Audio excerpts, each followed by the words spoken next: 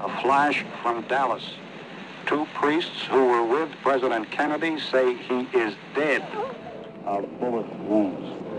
This is the latest information we have from Dallas. I will repeat with the greatest regret, two priests who were with President Kennedy say he has died of bullet wounds.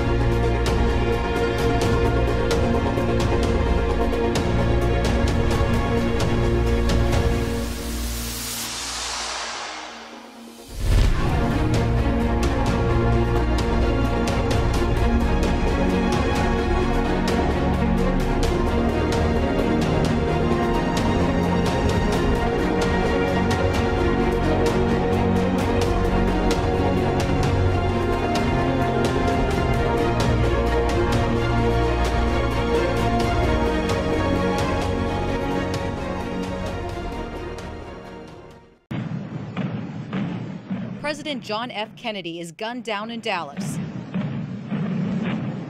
A crushing blow to the country and a personal affront to FBI agent Don Adams. Oh, it shocked me. It devastated me. And I thought to myself, what did I do wrong?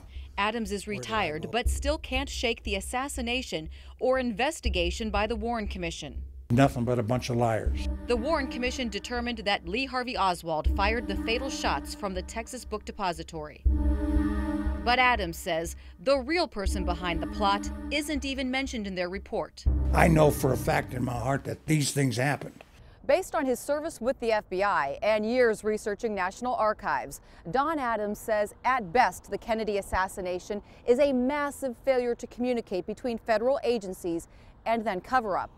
At worst, it's conspiracy to commit murder. It's embarrassing because I love the FBI. It's a great organization, best law enforcement agency in the business. But we also have to face facts and reality that there are bad people in this world. The Army war veteran joined the agency in 1962. He was assigned to Thomasville, Georgia, where he began investigating Joseph Miltier, a name unfamiliar to many, but not the government. He was reported to be one of the most violent men in the country. A militant activist with ties to hate groups like the KKK. November 1963, an FBI informant named William Somerset said Miltier was threatening JFK. Saying bad things about what they wanted to do to Kennedy. Miltier frequently discussed assassinating President Kennedy.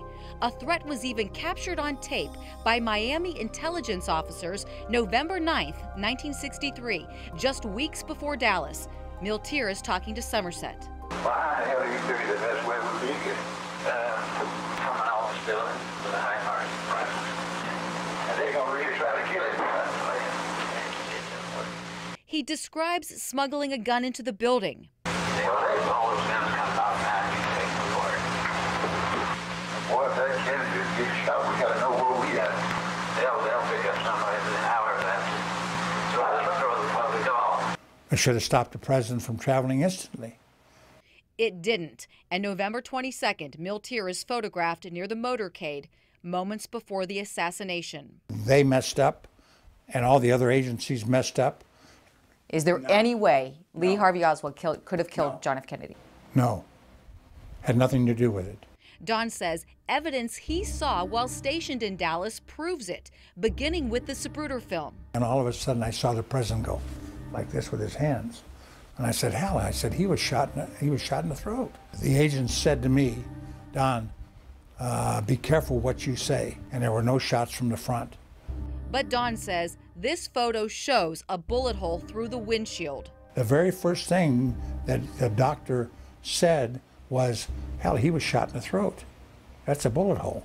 The minute that you have a frontal shot, Oswald can't be the shooter, because this came from the grassy knoll. And Oswald was in Texas School Book Depository.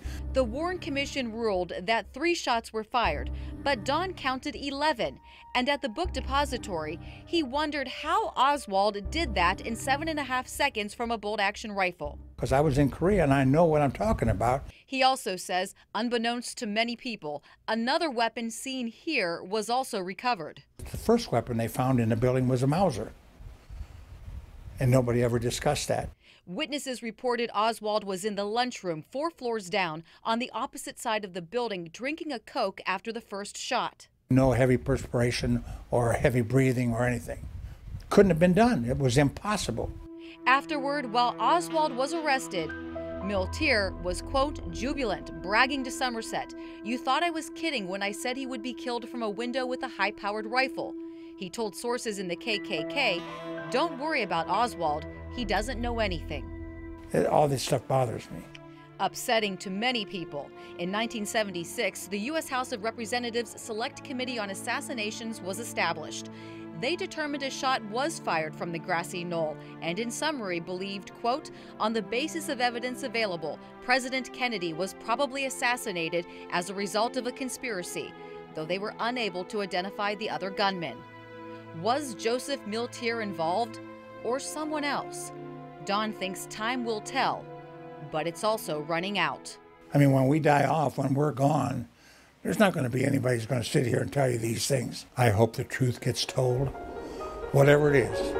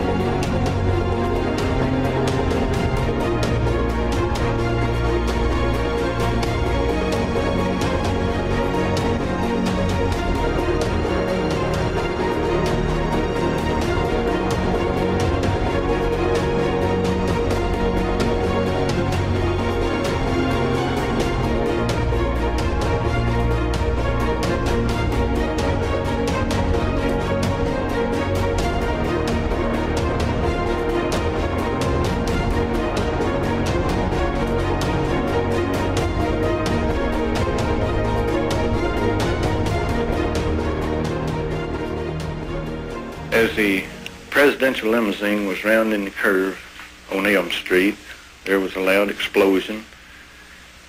At the time, I didn't know what it was, but it sounded like a loud firecracker or a gunshot. And it sounded like it came from the left and in front of us, towards the wooden fence.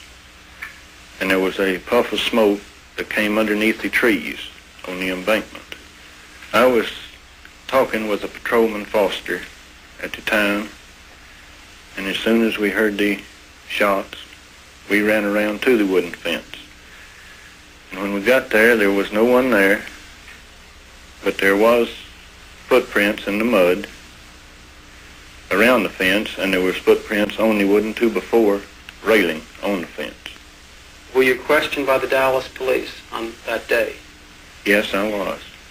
Did you give your name to the Dallas police? Yes, I did. Did you tell them what you've just told me? Yes, I did. Were you subsequently questioned by agents of the Federal Bureau of Investigation? About a month later, I was questioned by the FBI. Did you tell them what you told me and what you told the Dallas police? Yes, I did. Were you ever called as a witness by the Warren Commission? No, sir, I wasn't. And did you see anything which might indicate to you where the shots came from? Well, we all four seen about the same thing. As the shots, the smoke came from behind the hedge. Did you look in any particular direction when you heard the shots? Yes, I looked over to where I thought the shot came from, and I saw a puff of smoke still lingering underneath the trees in front of the wooden fence. Is this the exact spot you were standing on November 22nd, Mr. Holland? That's correct. This is the exact spot that I was standing November the 22nd, waiting for the parade. And where did you hear that third shot come from? Right over about 20 or 30 feet from the other end of that little picket fence. And where was the smoke that you saw? It drifted right out underneath those green trees, those two trees. From behind the fence? From behind the fence. It kind of hung there just like for a few seconds, long enough that you could see that it was and then what puff of smoke. And then what'd you do? Immediately after the president's car came underneath this overpass, a four of us broke a run around this fence to find out if we could see anybody leaving the area. Before I had to go back to my office, there was about 40 or 50 people around here searching. And what did you find here? A lot of footprints behind this car, mud on the bumpers, and I looked around to see if I could find some empty shells or any evidence of a shot being fired and the bullet shell rejected from the gun. And this is where I saw the smoke from the third shot.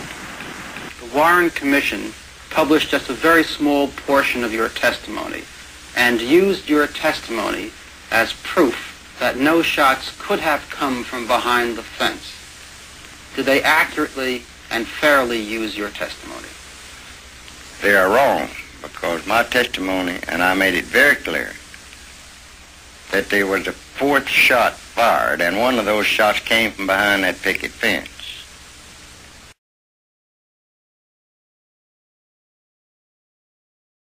I just saw smoke coming out, and a motorcycle stolen leap off his machine and go up towards that smoke that come out from under the trees on the right-hand side of the motorcade. It looked like a little haze, like somebody had shot firecrackers or something like that. Could you tell me how many shots you heard? More than three. Where you thought these shots came from? Yeah, they come from a tree to the left. Well, was there anything that actually led you to believe that the shots came from there? Yeah, smoke. You saw smoke? Sure did. Could you tell me exactly where you saw the smoke? Yeah, in that tree. And where did you think you heard the shots come from? From behind the overpass over there, triple overpass. That's where I thought the shots were coming from. And where did you see the man run? Over behind that wooden fence, past the cars, and over behind the Texas Depository building. Did you give that information to the Dallas Sheriff's Department on the very day of the assassination? Yes, I did. I'd say in about 30 minutes after the assassination. Were you ever called as a witness by the Warren Commission? No, sir. No, sir.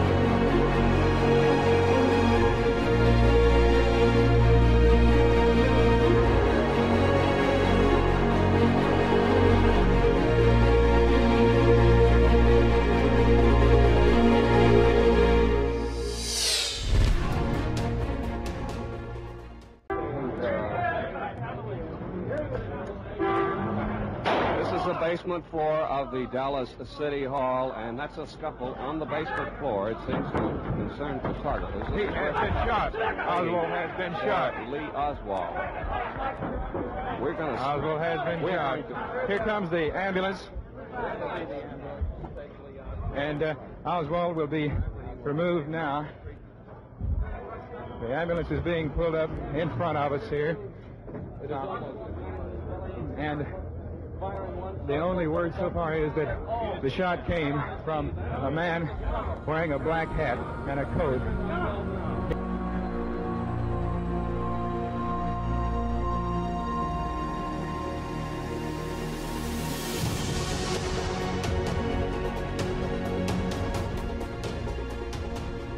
Jack Ruby gave clear clues to his role in the assassination when he was interviewed on camera. The world will never know the true facts of what occurred, my motives. The people that had so much to gain and had such a material motive for putting me in a position I'm in will never let the true facts come above board to the world. Now, these people are in very high positions, Jack? Yes. Jack Ruby said he would reveal the true story of the Kennedy assassination if he was moved from Dallas to Washington, D.C. for protection. Ruby feared for his life if he testified in Dallas, but no transfer to Washington, D.C. was ever authorized by federal authorities. Jack, what do you think about the hearing? I want to correct what I stated before. If he was vice president, remember I said he was vice president? Yes, I did when I mentioned about Adlai Stevens. If he was vice president, there would never have been an assassination of our beloved President Kennedy. Would you explain it, Jack? Well, the answer is the man in office now.